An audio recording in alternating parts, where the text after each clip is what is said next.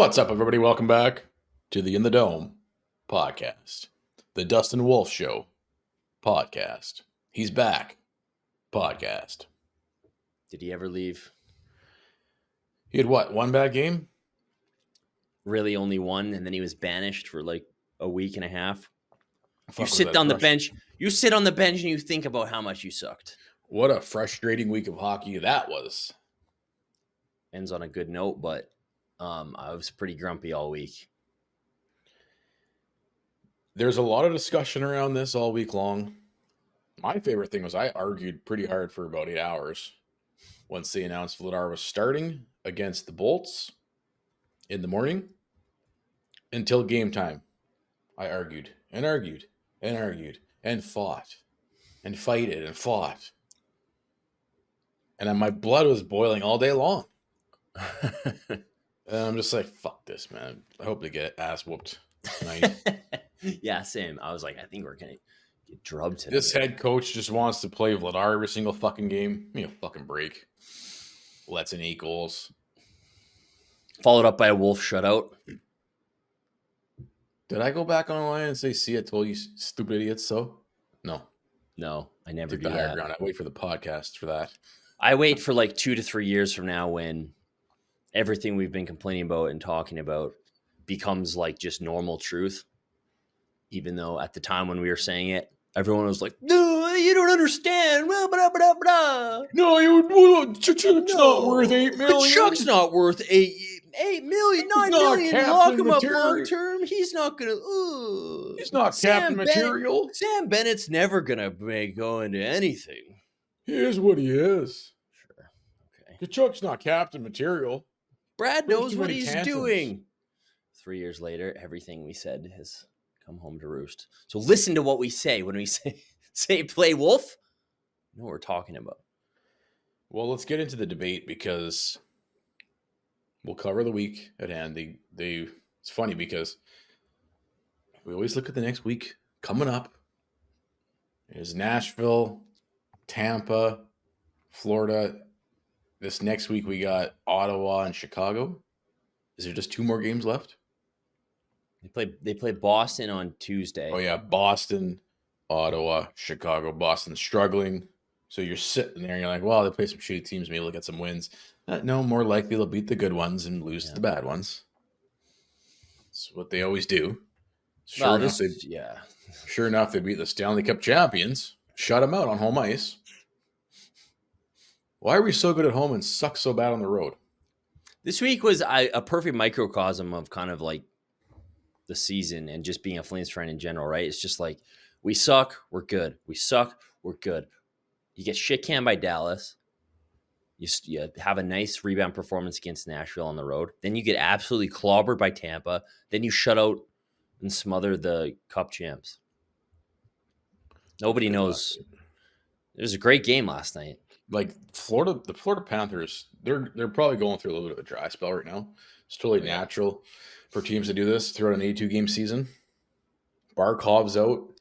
Well, they still looked good too, and they still probably outplayed us, and they hit 3 posts. So yeah, but we know these guys; they can score goals.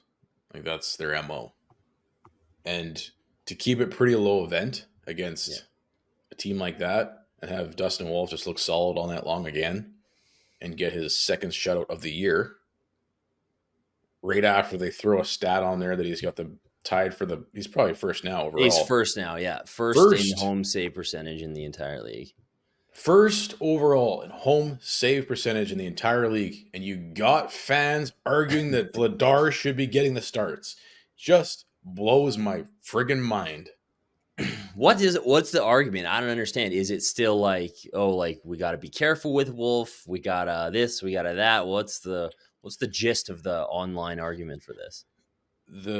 The biggest arguments I came up against was have some patience. Yeah, fuck that. He's on pace to start this many starts, and it's more than any other.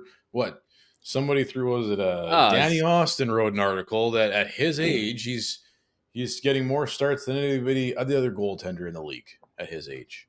I don't give a fuck, man. No one is this highly touted. No one's set this many records. Nobody's had this many achievements. Nobody's been just waiting to go in the AHL for the last 2 seasons. No one else is first overall in the league in saves against save percentage at home. Play the fucking 8-1-0. kid. Just play him. Just ride him. I'm sick of it. Let's just go back to Dallas because this is kind of when it all started. Everybody was on the same page. And then it seems like whenever he falters, even the slightest, everybody's just like, everybody just jumps all over him. It's like that San Jose game he had last year where it was like, holy oh, I don't know. Oh my God, he had one bad game. Don't look at all the other stats and awards and anything else. This is scary. Hyper focus in on the one play he made over the last 25 games. Remember that one play that happened? Yeah, he's a fucking rookie goaltender. Never played at this level of hockey before in his life. It's going to take him a while to see what he can get away with coming out and playing the puck. We talked about this last episode, I think it was Matchsticks and Gassing. I hope it was because I keep bringing them up. After the Dallas game, they made a great point saying, this is where you go right back to Dustin Wolf. Yeah. You say, look, we still have our faith in you.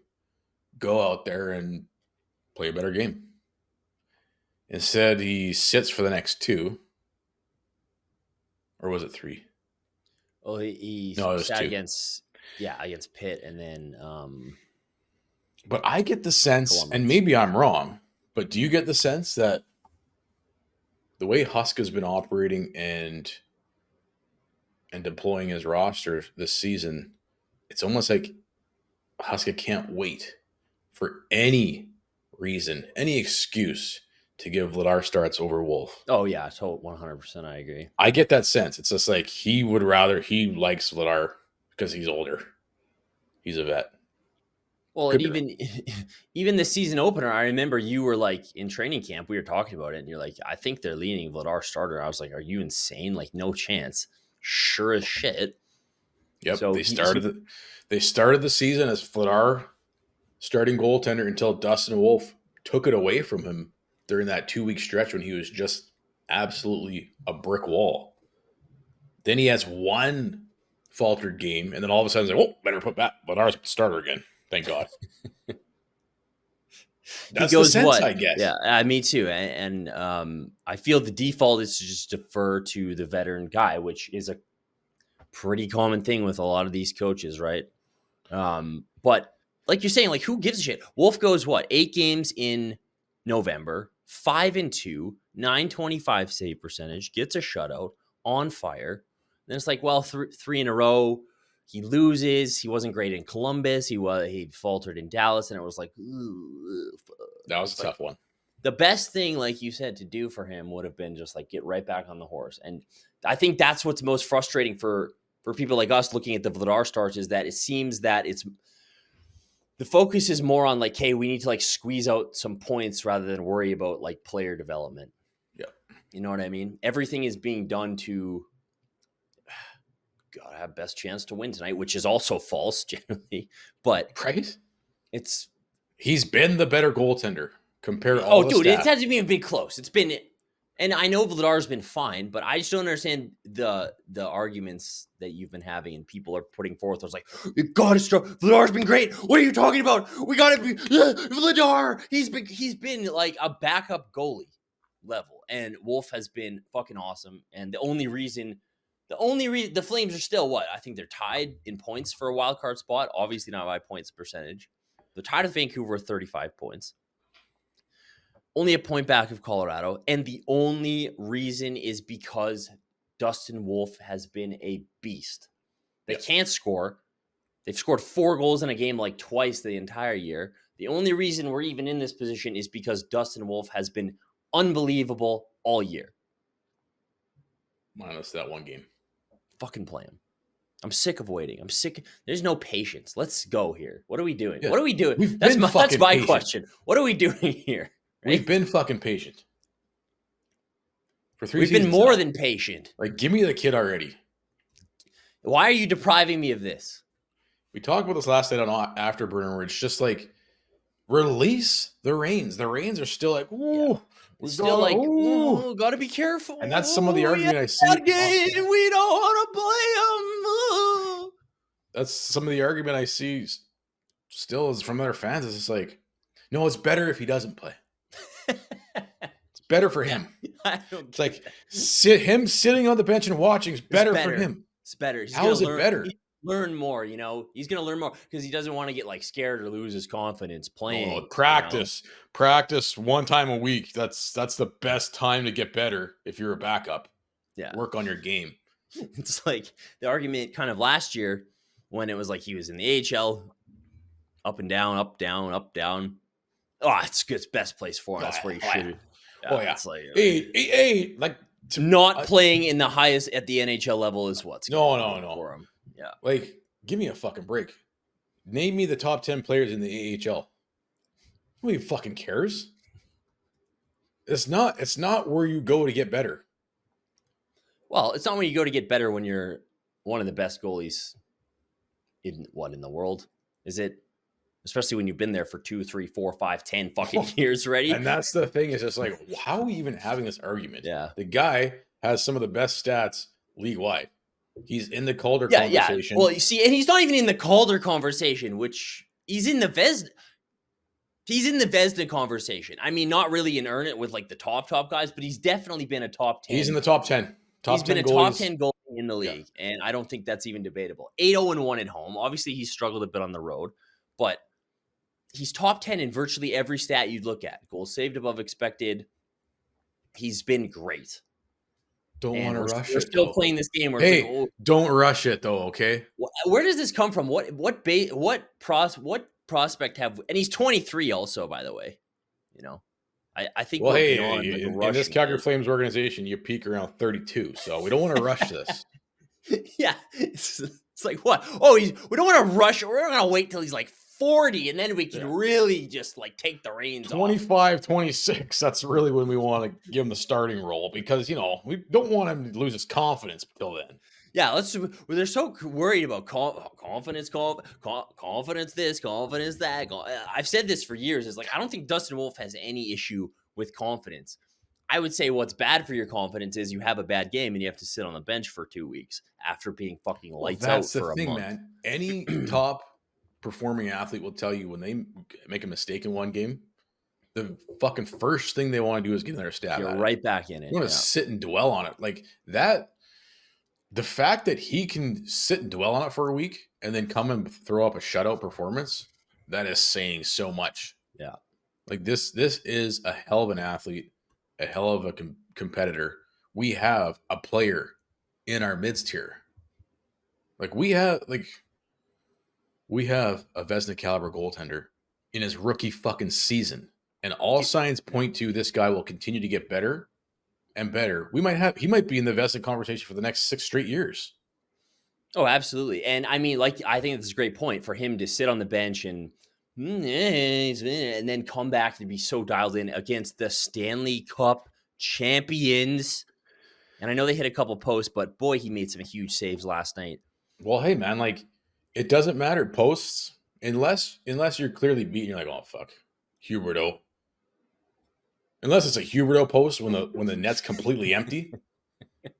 You know, goaltenders will tell you, even players will tell you, like the goaltender's coming out, taking away the angle, so the player's forced to shoot around him. If he hits the post, it's because there was no room. A lot of times that's the truth. So a lot of times, you know, posts are just a byproduct of good goaltending. Let the Wolf. What did we say about Coronado? Let him roam free, and he's been great. Let the Bison roam free. Release the hounds, man. Like just he. And that's the other thing I just don't understand about it. Like I said previously, like this. Oh, we gotta like. I guess it's just a veteran bias thing, but like give yourself the best chance to win. Yeah, the guy who's what is he? What is he on this season? Incredible record, incredible numbers. Well, dude, this is the point. We always talk about this. Whenever you're having an outstanding season, you always see these records every week. It's like, here's another Flames record. Yeah, here's another week. Here's another Dustin Wolf record. What was the one you sent me this morning? Yeah, it was most saves in a shutout by a rookie goaltender in franchise history. He would be the 5th behind Dan Bouchard, Reggie Lemlin, Dan Bouchard again, and Yoni Ordio, throwback. 32 saves in a shutout by a rookie goaltender last night. Those are the tops in Flames franchise history. So again, just every week, best this, best that, best this. Fucking keep. I don't get it. But no, we got to start Vladar. Oh, he's gotta play. Enough with the helicopter parenting here. Yeah, that's totally what it is. It's like he's on one of those tether things, where those were for a while when you had like a tether around your kid. It was like a leash for your kid. That's what it's like. Just let him. This is his team. This is going to be his team. And listen, I'm probably I'm just frustrated as a fan because I want to see him more. That's all. But this is his team. Give him right. This is what we said about Tkachuk a lot of the time, where it's like this is his team, and they were like, so it was a different situation, obviously, because that was a leadership thing, and they were in a different spot. But it was like it's his team. Give him the team. He is the franchise. Dustin Wolf is the franchise. Put your faith in him. Let him roll. Dude, he's proved already. This is exactly what we were saying about Tkachuk, and I think you're bang on. This, when you peel back all the layers to this discussion and argument, this is the core of it. You want Dustin Wolf to feel like this is his fucking team moving forward for the next. You want him to start buying in to that concept, and not the opposite. We fucked that up with Matthew Tkachuk big time. The guy should have been given the captaincy. Instead, he was told to change his game, to tone it down. Unbelievable. So we really royally fucked that up. We actually we pushed him in the opposite direction, and then what does he end up doing? Leaves. So peeling it right back, main point. I agree. That's why we make such a big stink out of it. I think that's why it bothers us so much, is because the overall bigger conceptual vision here is the direction of the Calgary Flames.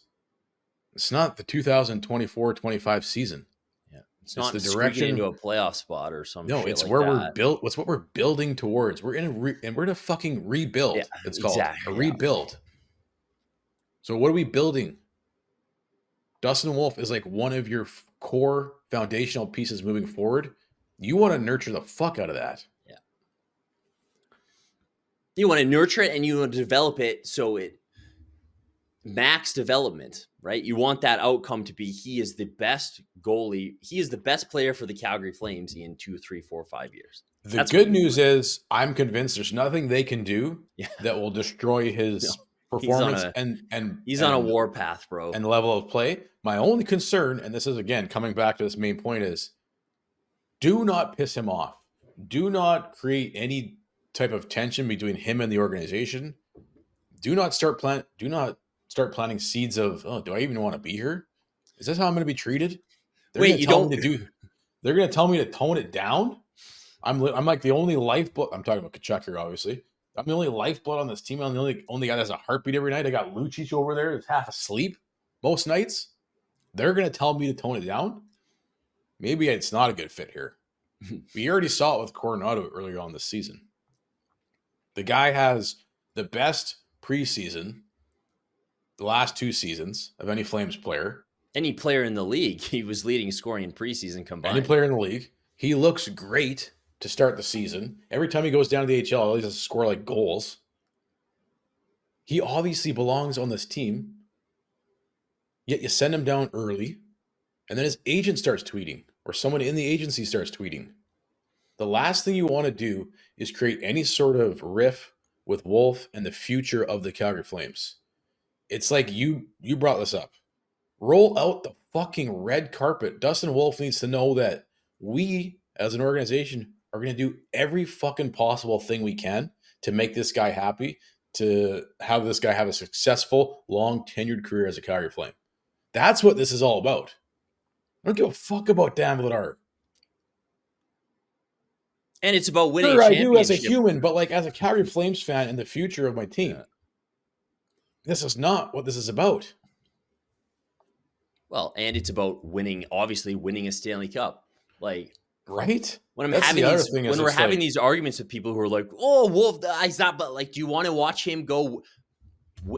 Just wait 3 years when Wolf's on the Florida Panthers and they're winning the cup, right? That's what we just witnessed. And like you said, that's why we harp on stuff like this so much, because I don't know about you, but I found it pretty fucking hard to watch our 2 highest draft picks in franchise history lead another team to a Stanley Cup.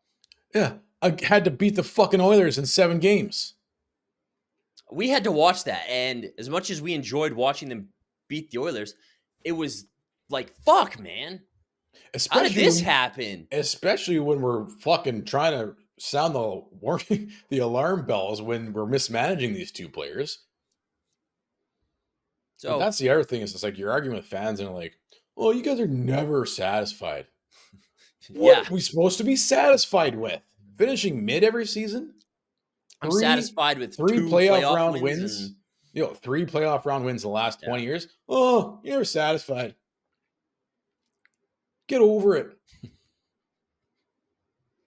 Get over What is the losing. goal? Is the goal just to fucking turn on the game and like just play on your phone with the game on in the background? No, it's like Yay, it was a fun night tonight. Yes, the Flames won. Huberto's not that bad. He's on pace for 50 points. Yeah, we're not satisfied until we were lifting the Stanley Cups overhead. Like that's the goal, is it not? When you've been a Flames fan all your life?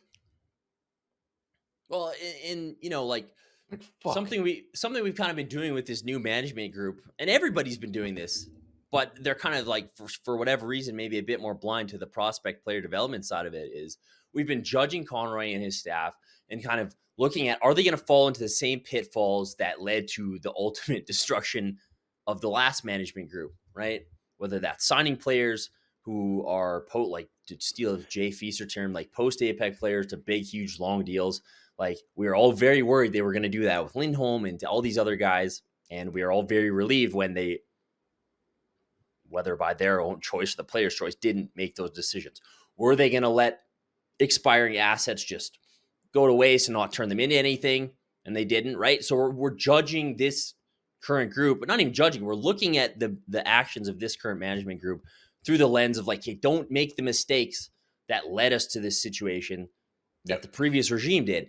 And obviously a huge part of that is the young player development and nurturing these young players and developing them into lifelong Calgary Flames. Because ultimately, all the fuck-ups that the last management group made don't even matter if you just had done that properly. Because like we said, our 2 highest picks in franchise history lead another team to a Stanley Cup. What the actual fuck? Don't let that happen again. Don't do that. In their prime. In their prime. It's not even like tail end of the career. Maybe Sam Bennett in a little bit, but it's not even like this. Sam Bennett is playing the best hockey of his life. It's not even like the tail end of their career. It's like they're in their prime and they're not on the team that drafted them in the top and 5 it's picks. It's not even just those 2 guys. I mean, that's, I think, the shining example. Like there should be a picture up in Craig Conroy's office of those 2 guys lifting the cup to like remind you what should have been. But the other thing is like, have the Flames really been like, we're suddenly heralding the Flames as like this great, this example of a franchise and an organization that has like developed young players so well over the last, 10, 20, 30 years? No, they've been pretty bad at it for a really long time. So now we're just going to be like, no, they know what they're doing. Trust. Yeah, they know what they're doing with Wolf and Cornat and all these guys. They know what they're doing. Be patient. Be patient. They did. It's not like they haven't fucked this up 100 times in the past. This time they know what they're doing. So I think this time they know. I've changed. I'm different now. Vladar's a great goaltender. So yeah. So that's the reason we make a big stink about it, because we've been watching for the last 30 years. We've gone through the pain. I've been through this. The pain. I still feel the pain. I had this exact freaking discussion with people. I'm fucking saying it's different discussion, but I'm like, they have to sign Tkachuk. They have to lock him up to a max term deal right now. Oh, what are you talking about? No, he's not worth eight times. He's not worth it. And then You're crazy. He's not worth that. And then also, like, he hasn't earned it. I haven't seen he hasn't earned it. His attitude is bad. Just they know what they're doing. They know how they're developing these guys. And I'm just like, it's not the same situation. I'm just saying we're same alarm bells go off in my head. That's all. It's a people business at the end of the day. It really is. And like you even saw it with Goudreau. He was so offended by the offer that Brad treated him that the next year when the contract was expiring and it was up for renewal, he felt a little bit less bad about walking away from the Flames. Well, hey man, like, have we not learned? We have 2 American players here right now, our 2 best prospects, maybe outside Connor Zary. Like, we got to make sure that we are treating them well, and that and one agent's camp's already tweeting about they want this to, and season. they want to be here, and they want to stick around, and they want to be a part of this team for a long time. Like, what is Dustin Wolf's agent thinking, talking about when he sees him Vladar getting 6 out of the last 9 starts? Wolf played 3 out of the last 9 starts. Why? What does Dustin Wolf's agent think? What does he say? Hopefully he's patient. It's not, the fans shouldn't be telling me to be patient. They should be finding whoever the hell his agent is, tweeting, please be patient. Look, please be patient, okay? We're trying to, like, squeeze into a wild card spot here with our 28-year-old Vladar. And I like Vladar. We're trying to squeeze it. What are you talking about? You got to be patient. Why don't they just phone the Flames know what they're doing. They should just phone Wolf and be like, listen, you got to be patient. I know you've been toiling in the minors for 20 fucking years. Just a little longer. We know you've been setting records all fucking your whole life, and, you know, you're still doing it now at the NHL level, playing in a backup position. Just a little longer. Just bide your time, okay? Just wait. Just wait until you're like 35 years old, and then we'll have some faith in you. The other part of this argument is, they got to get Vladar's trade stock up. This is a good thing. It's good if he plays every game. Why are people bending over backwards to not see Wolf play? I don't get it. Are you a fan like any excuse? All I want to do is see the guy play, and he's great to watch. He was awesome last night. It was a great game because 90% because he was in net. Fuck. These are the same people probably saying, no, you can't lose and tank on purpose. Well, then you can't play your future star goaltender because you got to shop your other one.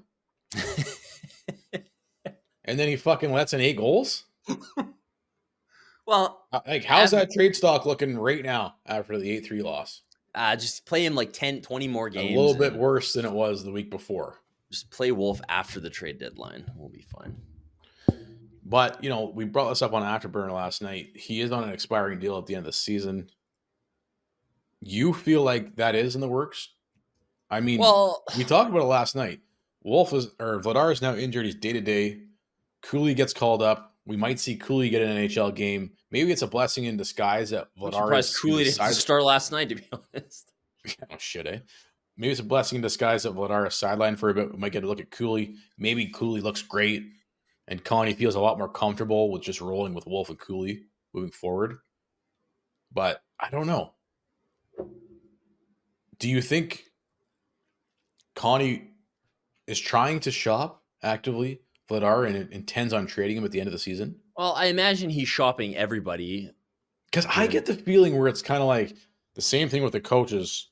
No, Vladar is the guy. I kind of get a feeling that the organization as a whole wants to keep Vladar around. I could be wrong. I'm curious what you think. I don't know. They like him, obviously. Otherwise, they wouldn't be fucking playing him every other night. I think if somebody wants him, though, you have to be like, I kind of feel like they maybe even already missed a bit of an opportunity with the trade Colorado made, you know, to get their goaltender. Was it Georgiev? They swapped Georgiev and Blackwood. They got Blackwood. Yeah, I think Vladar would have been, well, I don't know. He may have been a better option. I don't know. If you have a goalie who's 20, I'll put it this way. I sure shit hope they're shopping him. And I don't know who's going to be taking a goalie who's got, what is the save percentage at now? Like 885 or something.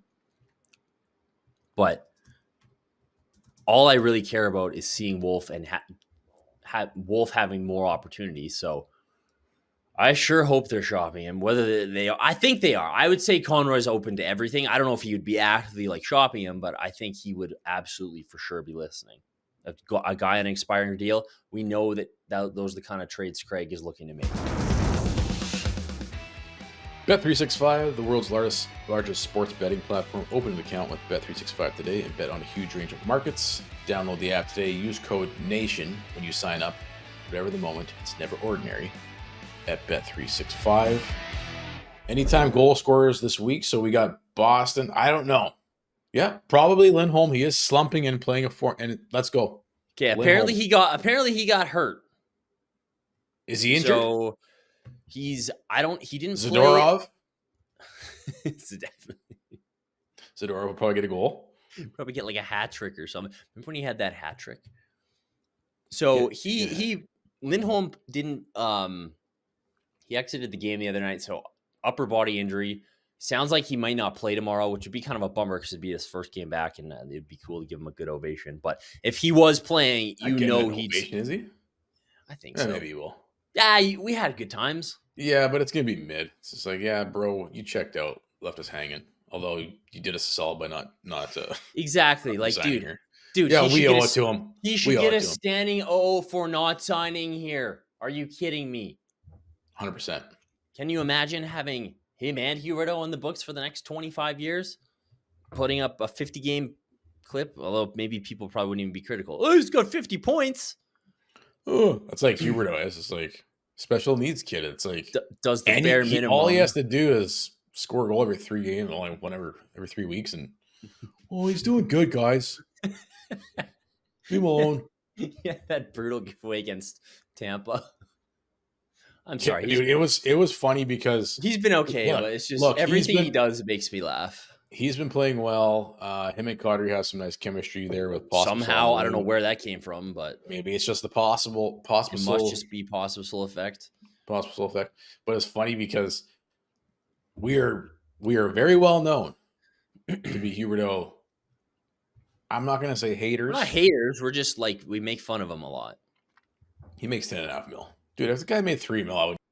But well, and here's the other side of this coin is that early on we were the biggest Huberdeau defenders. We didn't want this. He did this to us. We didn't do it to him. You go back, you listen to the first year he was here, we were struggling. We were totally backing him all the time. Yeah, I think we gave him 65 games of support. We gave him all the support in the world, and then how the Sutter thing shook down, kind of he lost us there. When he blamed when he dumped it all on Sutter. Yeah, that was that's when he showed his true colors, didn't he? Anyways, he had that toe drag. It drew a penalty, but there's like a 3-on-0 down low with him and Postisol, and like the only guy in the world who would like A, not shoot that, or B, not make anything of that is him. He like tries to toe drag around a sliding guy, and he goes flying. Hey, by the way, I have to ask, like, he's got like the Giordano thing is like his helmet's too small or something. Like he's got like a freaking 3-inch gap between his ear and the top of his helmet. Maybe that's why somebody get this man a helmet that fits his head. What's going on there? So on brand. Like, you remember ridiculous. This always used to be a thing with Gio too. It's like Gio's helmet's too small. It's like you could it's so big you could get a puck right. You could get a puck right there. Dude, and die. I swear, I'm serious. There's like a huge gap between his ear and the top of the helmet. Everyone else is like, yeah, it's like right over the ear, like a normal helmet fits. But Huberdeau's is like just squeezed on there, just like squeezing his head. Hey, maybe that's why he sucks all of a sudden. Maybe his helmet's too small. It's just like, his head got too big, when he signed that contract. Didn't fit the helmet anymore. It was funny, man, because he comes out, scores right away against Tampa, and you're just like, this guy's like, he's looking pretty good lately. Well, his how a better December than last year, isn't he? What is he How many points does he have in December this month? Like 10x from last year. And I can't remember who it was, but somebody tweeted they added us on Twitter and I think Barn Burner, and they're like, Huberdeau haters, all caps, like, you're on watch, blah blah blah. And then like 2 minutes later, turns it over to Kucherov on a breakaway. It's just like, oh, Hubie. Oh, Hubie, doobie, doo. We almost love you. I'm almost like when he gives the He's puck away, I'm like, that's our guy. That's him. Maybe, who knows? Maybe he'll go down like stage it and eventually just do one great thing. That would be sweet. That would be great.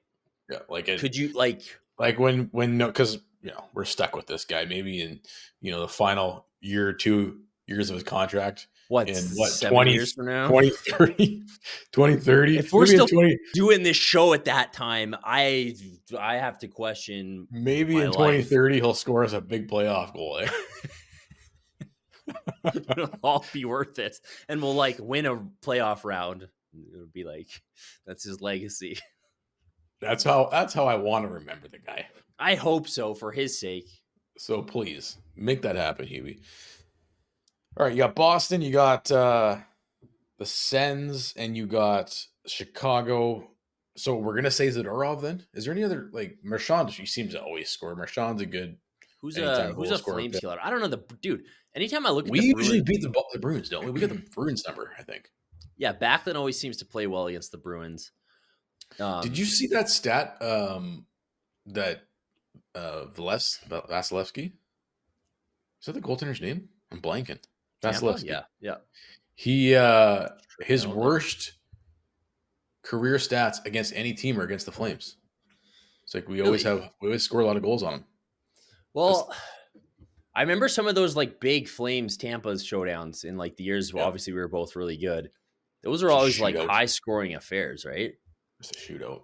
Yeah, I feel like I don't know if he was even in net for that game where Johnny scored the tying goal with a minute left. That was a sweet game. But the Flames Lightning games always seem to be high scoring.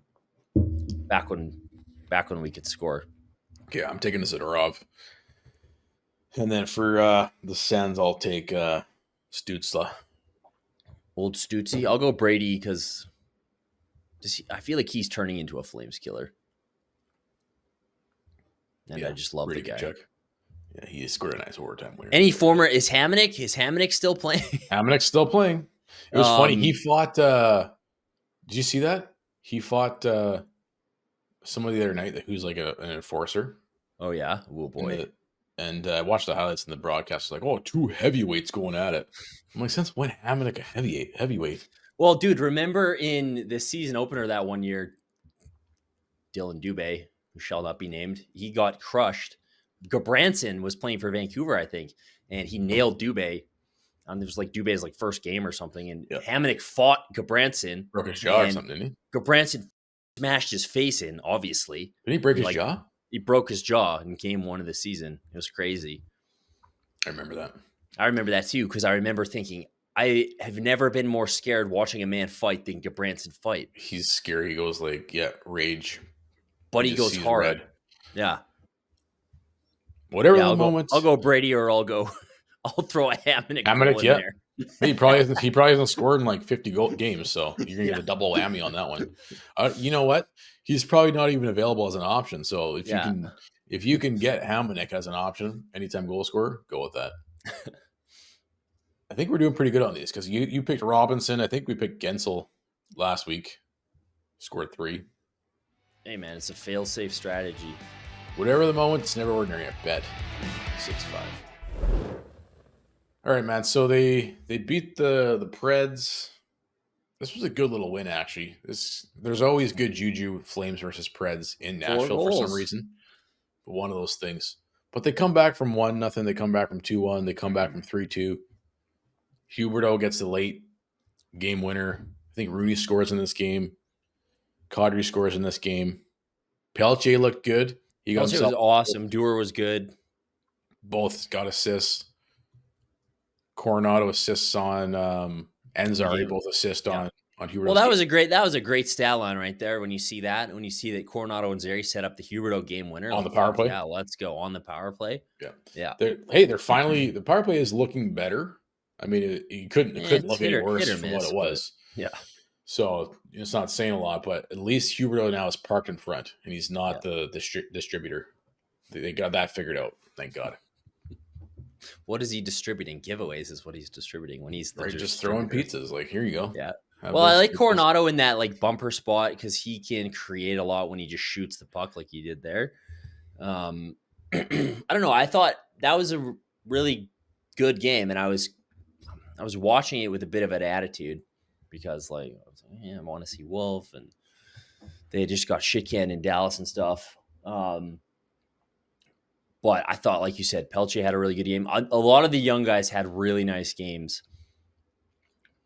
If they're even considered young anymore, all of them are like 27. But Pelche had a game. Dewar set up a great goal by Rooney. The Rune Dog had the Chris Tanev. Did he have a Chris Tanev hat? Almost. He blocked a shot with his face and scored a goal. We'll call that the Chris Tanev almost hat trick. Yep. Dude, I was really impressed with Pelche. I have been. Obviously, I had a bit of a meltdown when they healthy scratched him against, was it Tampa? Serves you right for getting shit canned. Yep. Yeah. Wolf's sitting and Pelche is sitting. I think Robert tweeted it. Robert Munich Flames Nation tweeted the best. He's like, Pelche in 4 games has shown more than Kuzmenko has shown all season. And I know Kuzi's maybe a bit banged up, but every time Pelche's on the ice, he's making shit happen. And he had a good game again last night too. Yeah. You got to keep giving this guy games. I like the coaching decision to move him up to the third line last night. Yeah. And he fit in well there. I thought so. Third line right now is Pelche with Zari and Sharangovich, right? Yeah. Yeah. No, so I think Pelche. Yeah, you're right. Yeah. Some new looking lines with the Kuzmenko injury. Like we talked about, like Kadri and Huberdeau. Wow. And I think it is a possible effect. But all of a sudden, you seem like you might have a solution for Huberdeau. It could be short lived. We'll see if these guys can keep building on it. Kind of happens all the time. He's back. It's also nice. He's back. He's not back. It's also nice to see Pospisil in a nice contributing role on a line that's actually seen success, and he's a part of it. That's what we need from this guy. Yeah. And then obviously he's not going to put up a ton of points generally, but if he can do like what he did last night, right? He doesn't get a point on the Kadri sick goal, but he kind of makes that play happen with a great forecheck. 100%. Dude, awesome Kadri. Fuck, dude. 2 just absolute highlight reel goals back-to-back games.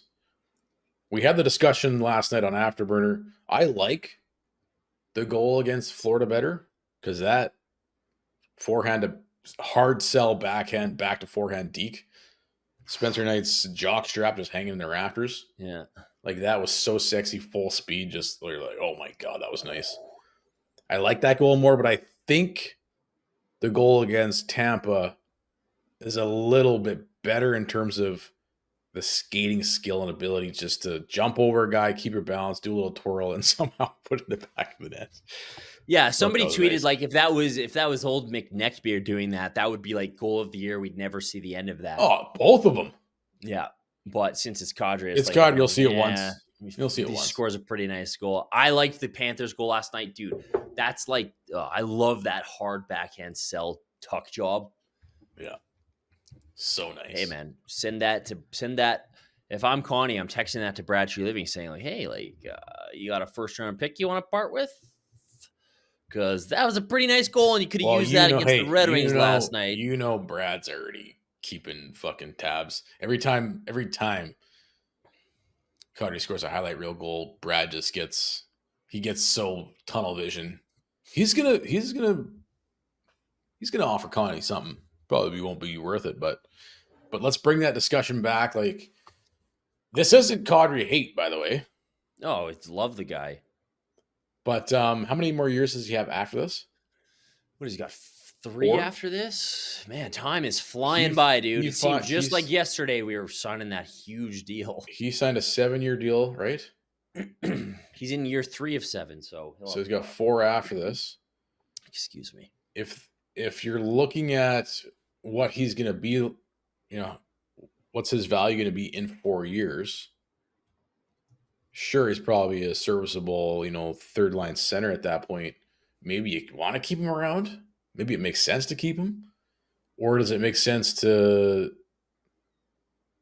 try and trade him for another potential first round or another Uh-huh. asset in the draft. Like, I really want you to tell me if you were Connie, what do you think the best play is for the Flames, given their goal to be good in 3 to 5 years? The best play would be to trade him to the highest bidder if you can do that. And so, what do you think you need to get back in return in order to make it make sense? To be honest, I think it makes sense no matter what you're getting back, doesn't it? With a guy of his age, and even though he's been good for us, really, what a guy like that is doing is keeping you from tanking some nights. And I know he's got the championship pedigree, which they love, and I know he loves Calgary. And I mean, that's the other part of this is that, dude, he would go back to Toronto. He would go back to Toronto. Up until this point, Toronto is the only place he'd probably go. I doubt that. He would probably go back to Colorado. Maybe. I think maybe once you get into if the Flames don't make the playoff, like, right? If you start let's get into the headspace losing let's get into the headspace of Nazem Kadri. You won one Stanley Cup. Yeah. You've been kind of undervalued your entire career outside of when you won the Stanley Cup. Calgary steps up, gives you an awesome contract.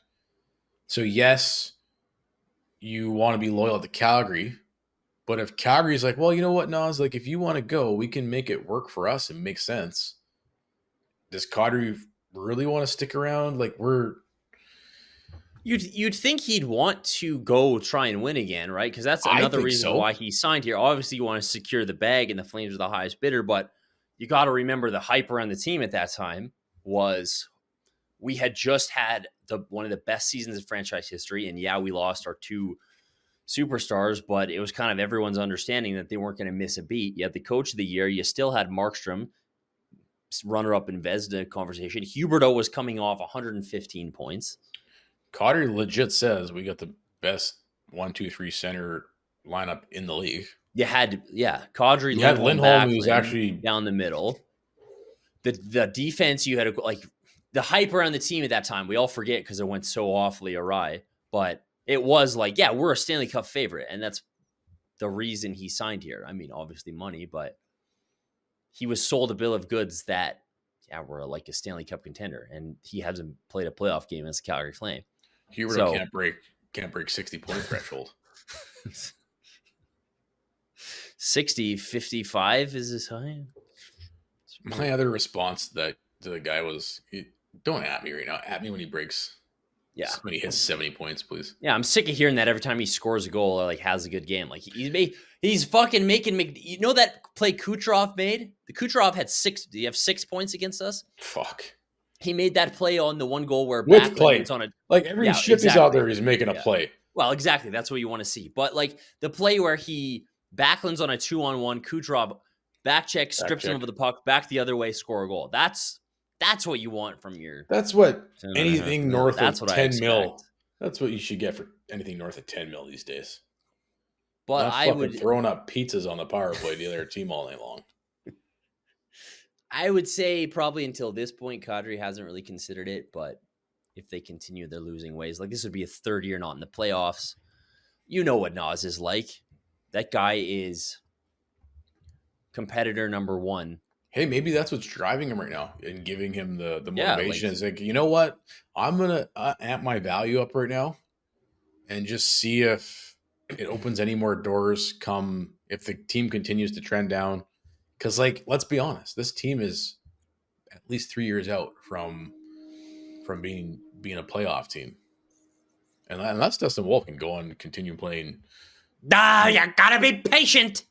But we can't have that, apparently. So maybe Nas has to be. You have to tell Nas and Kadri to be patient. Tell Kadri to be patient. Be patient, man. Just wait till you're 38, and then we'll be good in this. Then you can play. So I'm under the impression that he'd be down, depending on the team. He has a no trade, so he gets a pick. He has a no. He can't. Yeah, I think he's got a full no move. The whole.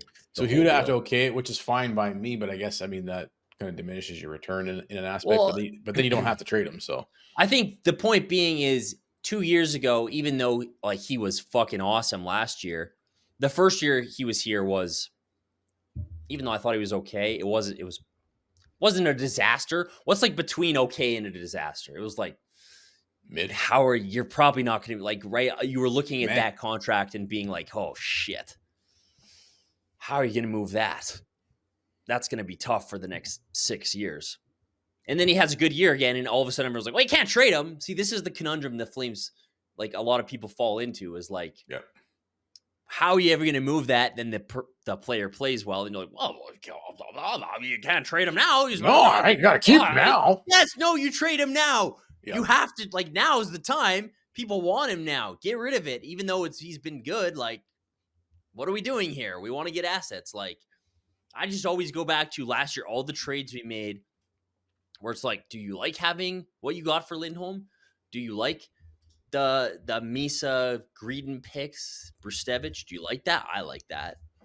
Do you even like look at the Hannafin trade? And at the time, it was like, oh, fuck, we didn't really get much back. Do you like having an unprotected first from Vegas hanging out there? I do. That's fucking awesome. Even the Chris Tanev trade. Do you like the pick Jacob Battaglia? You like that? I do. Well, isn't this actually arguably how you speed up the rebuild? Totally. You make aggressive moves and you get going. You cash in all your assets Yeah. when they're at peak value, and then you have amazing players in the pipeline that are coming to replace those players in 2-3 years. Yeah.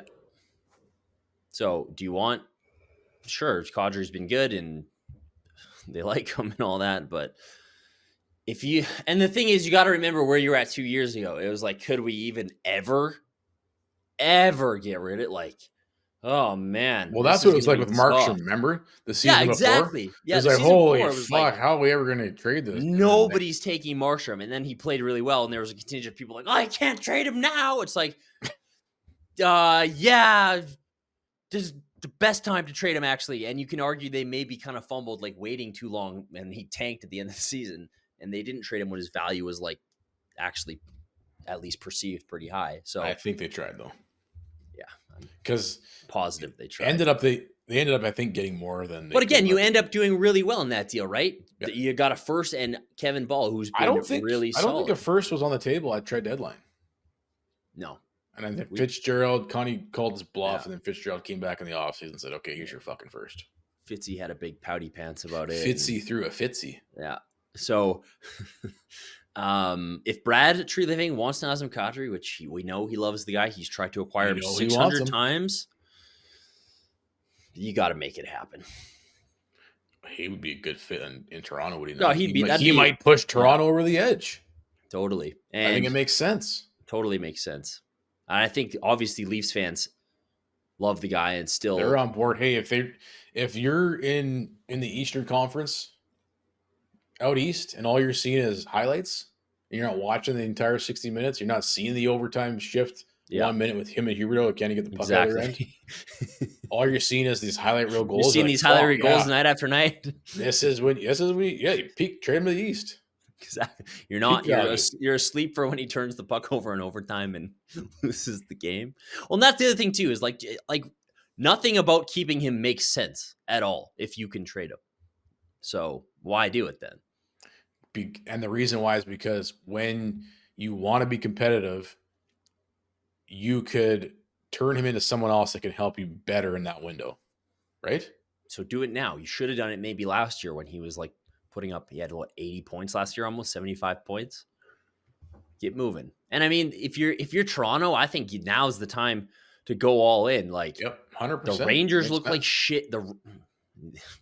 Maybe Brad has learned from his mistake of not knowing when to go for it. Are you kidding me, dude? The guy got fucking promoted for all his mistakes. The guy's like, he's like a serial killer. He's like, oh, no one's gonna fucking catch me. I'm just gonna keep doing this.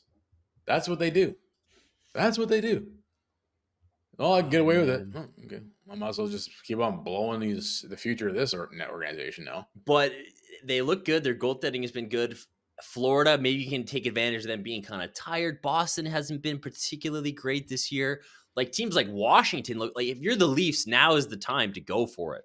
Dude, Washington's like what, 21-6-2 or some shit? Holy shit, dude. They're 1-1 in their last 10 games. They are on fire. I was saying this to you last night, like, shit, we should have hired Mitch Love, eh? We wanted Mitch Love at the time.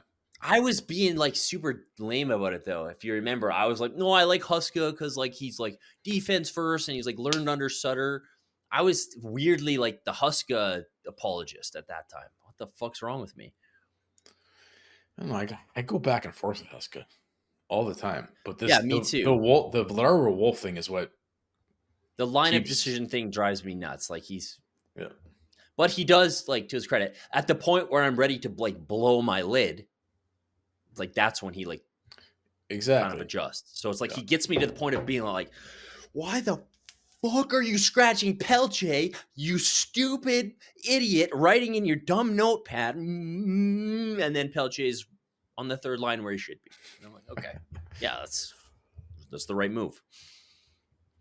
Speaking of trading players at max value, is there any way you could ship Huberto? Could you? Don't even speak. No, No, there's no way. no, there's no way. There's no way. What about Chicago? Did they need help hitting the cap floor? Could we dump them? We don't want to give Let's up anything dump at this him. We point. don't want to give up anything at this Actually, yeah, point. we do. Don't you? Well, I would if it Not were yet. me. I would have. Yeah, it's not yet. He's It's not. leading the tank. Keep him. Yeah, he's the He's tank tank commander. commander. You wait it out a few more years and then you deal with it. Then you're gonna have to honestly do something like Bill Guerin did with with the Parise Suter deers, where it's just like you're just gonna have to eat. You're just gonna have to eat it one way or another, whether he's here for the entire duration or you just buy him out and eat it, or you're stuck with this. You got to eat it. You will eat that cat poop. Yeah, exactly. All right, we touched on the two pending UFAs. Yeah, UFAs at the end of the season. The Tampa Bay, I don't know, man. This is the one of the burn the tape ones. Yeah. Who scored in this game? Zeri had a goal. He had the third goal. Yeah, he kind of made it interesting there for a bit. Huberto scores the first goal of the game. And then also scores the Tampa. Pretty much sets up the other and Tampa Kadri goal. Scores the figure skating goal. Fuck, that was nice. Yeah, You know how I would just say kudos to obviously everybody. You know, head coach down, obviously Dustin Wolf to have a response game like they did last night against the Panthers. Yeah. And sure, yeah, the Panthers aren't playing their best hockey right now, but they are the Cup champs. Still looks they still look pretty damn good too. Yeah, they don't have Barkov, but I mean, to shut them out on home ice, and the Flames played well. They looked good last night. Yeah, and I mean that game really didn't get away from the Flames until obviously it wasn't the best thing ever, but they didn't get away from them until the third. It just kind of wheels fell off. Kind of similar thing happened in Dallas. So yeah, Lombo gets his Stanley Cup ring the same week as a kid, and it's his birthday. Like, what a week for Ryan Lomberg. Eh?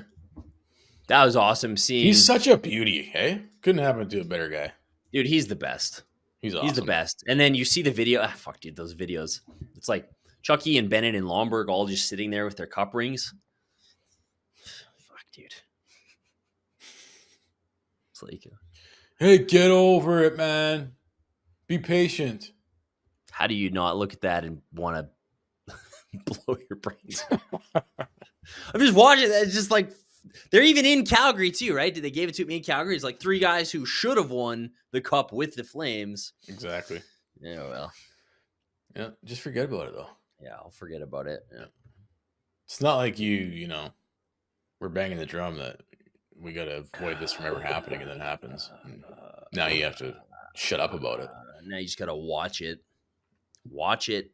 Stanley Cup champions, but good for Lombo. He was a big part of that team, man. You can tell, man, he is a big part of this team. Just every time you get the behind the scenes in any of those chase videos, like he's very vocal in the room. He keeps the guys, I think, in check mentally more so than Backlund does. And that's no slight on Backlund. I'm just saying Lombo is a fucking. He's a key character. Yeah, for sure. He's one of those guys where he is actually good in the room. It's not just like lip service, like, oh, he's good in the room, that's why he's here. Like, he actually is. Actually. All right, man. Zane gets cut from Team Canada. I didn't see any reaction from him. Did you? No, I don't think.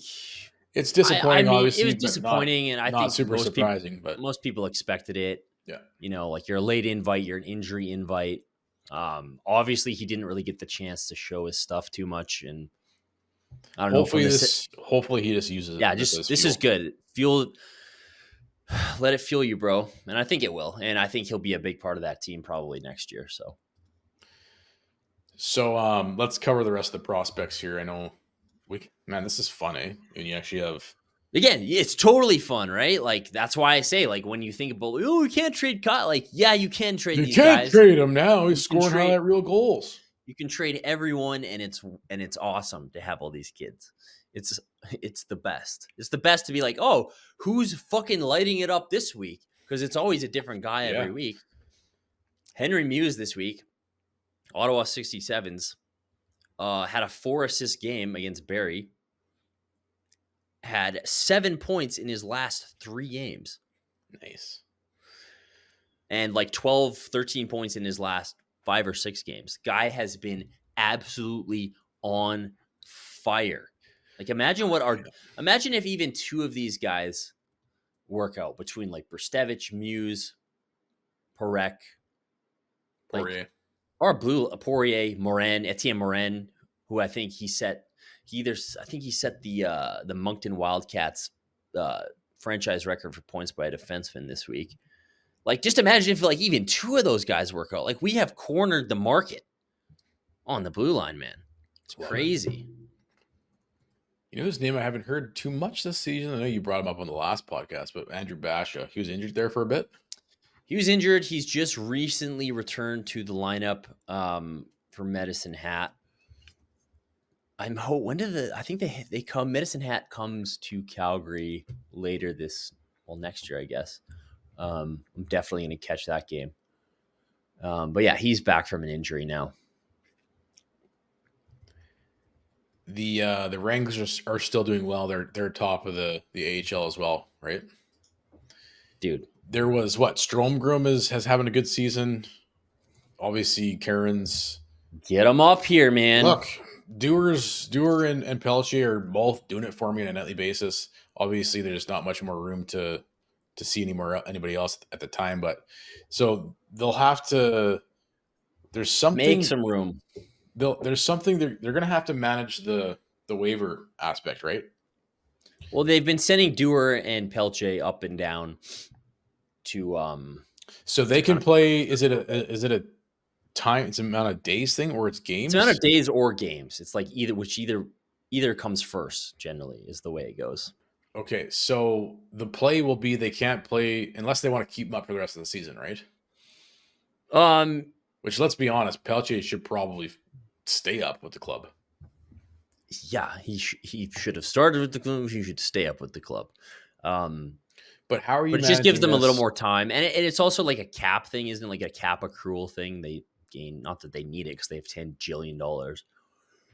Yeah, exactly.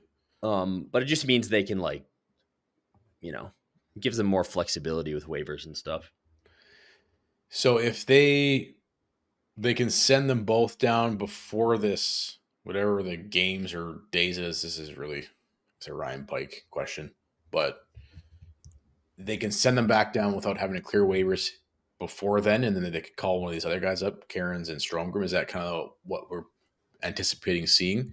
How do you think things are going to kind of play out here with filling these gaps in their roster? Well, I think for Pelletier and Dewar, it's just more managing them because, like, once a player you clear waivers to go down, you have an exemption period, like you said, 30 days, or is it 10 games in the NHL until you have to clear again? I think that's what it is. Sounds familiar. Yeah. I don't know. I kind of hope they start doing more. Like, obviously, we've been whining about seeing more kids. I'd like to see them start doing what they were doing last year. Remember when it was like every week there was just kind of like a rotation? Yeah, like I think it's a good reward for the guys in the A. Like, you're playing well. You get to play in your first NHL game. Like, I'd like to start seeing more of those guys kind of like filter through. Well, but I would like to see Pelletier get it like a 50 games. Yeah, for sure. Like keep doing that. Like, you don't have to send Pelletier down. Like, you can't bring Stromgren up for like send the scratch, right? Because you can, you don't have or something, or like even some of these defensemen. Like, I don't know, you're carrying 200 billion defensemen, and I guess like you wouldn't send Hanley or Barry down necessarily, but I don't know. It'd be nice to see. It'd be nice to see some of these other guys who are having great seasons rewarded too. Yeah. Well, and you want to see what they can do. You want to see them. You want to see what they can do at the NHL level. So it's like we can't score 4 goals, but the AHL leading goal scorer is playing for the Wranglers. Like, could we maybe see him? Would make sense. But I mean, Stromgren. I think Stromgren's probably the guy you maybe want to see. Too. He had 5 points last week, 3 goals in 3 games, so that'd be nice too. Well, Klapka was 3-4 weeks and didn't even get a game, eh? Yeah. There's lots of options. I just want to start seeing some of these guys. Brustevich has been picking it up lately too, so I don't expect to see him, but and maybe they start doing this later in the year once they've traded some guys, but I guess I'll be fucking content with Pelche and Dewar for the time being. Zeri's playing, Coronato's playing, Pelche's playing. Yeah, another reason that if you can move out Kadri.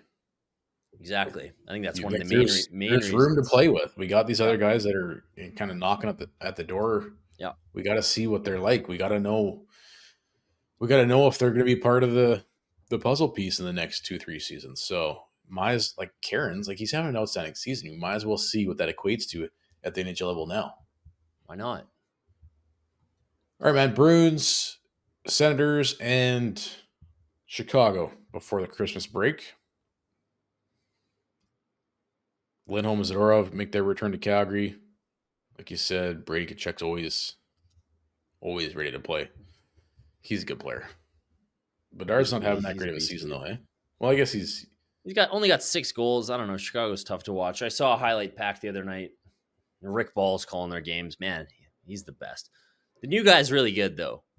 But every time you hear Rick Ball, it's just like it takes you back. It's like, have you seen that meme where it's like, it's like from King of the Hill where Hank's like, what are you listening to, son? And then he gives it to him and he like puts on the headphones and he's like, starts like having flashbacks. That's like me anytime I hear Rick Ball. It's just like, what are you listening to? Bedard scores. I'm like, back to the Johnny Money days. All right. Well, I think it's safe to say Vladar probably is out for the week. If you're going to deploy Cooley in one of these games, maybe you give him the Chicago game, but I'm anticipating we'll see Wolf get at least 2 of the next 3 starts and maybe Cooley gets 1. I would like to see Wolf in all 3. I would, except for if we get a chance to see Cooley, I actually would like to see Cooley. Like to get a look at Cooley. Yeah. Not only because I want to see, because he's played so well in the AHL, I want to see his stuff. I also want to see his post-game win or loss. I don't know which would be better. Probably a win. I want to see his post-game press conference more than anything. So. Okay, well, everybody, we'll see you guys. We'll see you next weekend. We'll be gearing up, closing out the schedule here for the Christmas break. Hey guys, thanks for watching. Be sure to check out more of our content right here on the Flames Nation YouTube page. We had a bunch of great long-form interviews. You can check out some videos we've done as well outside of the studio. And of course, if you want more writing or merchandise stuff, flamesnation.ca or nationgear.ca. Appreciate you watching.